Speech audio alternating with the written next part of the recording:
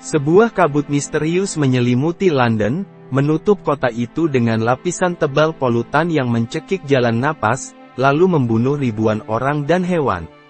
Mereka tewas karena kesulitan bernapas. Misteri itu muncul tahun 1952. Peristiwa tersebut dikenal dengan kabut asap London 52 atau kabut asap besar atau dalam bahasa Inggris disebut dengan The Great Smoke. Great Smoke of London melanda sekitar 8 juta penduduknya.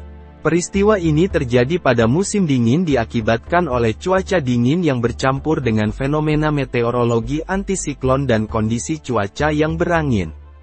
Peristiwa ini berlangsung dari hari Jumat, tanggal 5 Desember sampai hari Selasa, tanggal 9 Desember tahun 1952,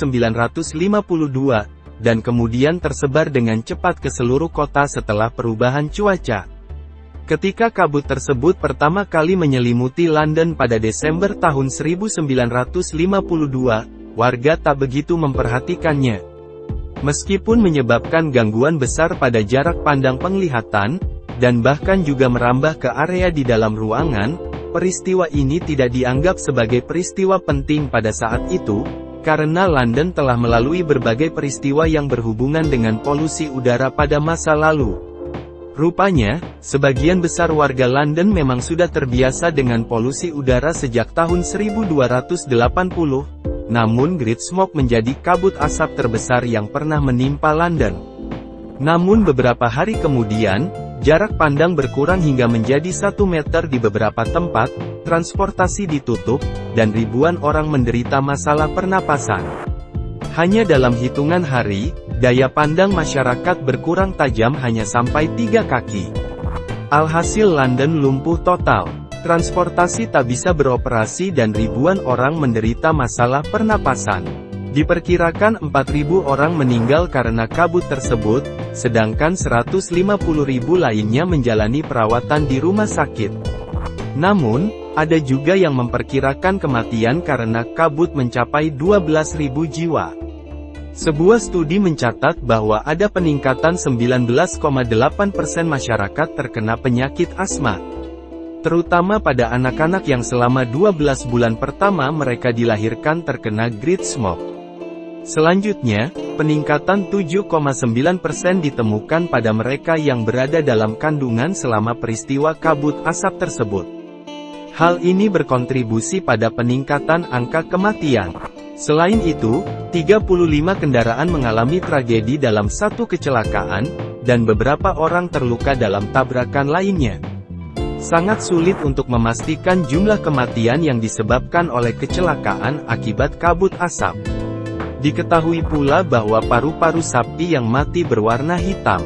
Kerusakan paru-paru ini juga terjadi pada masyarakat yang tinggal di London pada saat itu, terutama mereka yang tinggal di daerah dengan polusi udara tinggi dalam jangka panjang.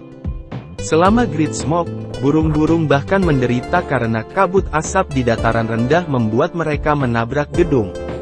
Hal yang paling mengenaskan dari fenomena ini adalah tidak ada yang bisa dilakukan, selain menunggu kabut itu hilang dengan sendirinya.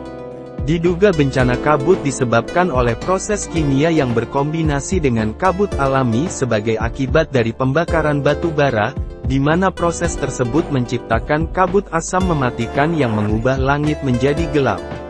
Kabut itu lalu menyelimuti seluruh kota.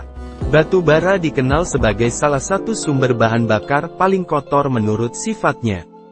Berbagai inisiatif batu bara bersih untuk mencoba mengurangi polusi yang dihasilkan batu bara, hanya sedikit yang berhasil.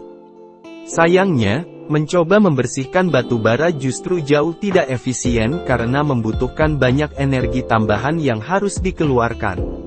Meski yakin dengan pemicu munculnya kabut pembunuh, para peneliti belum bisa memastikan mengapa sulfur dioksida berubah menjadi sulfur beracun.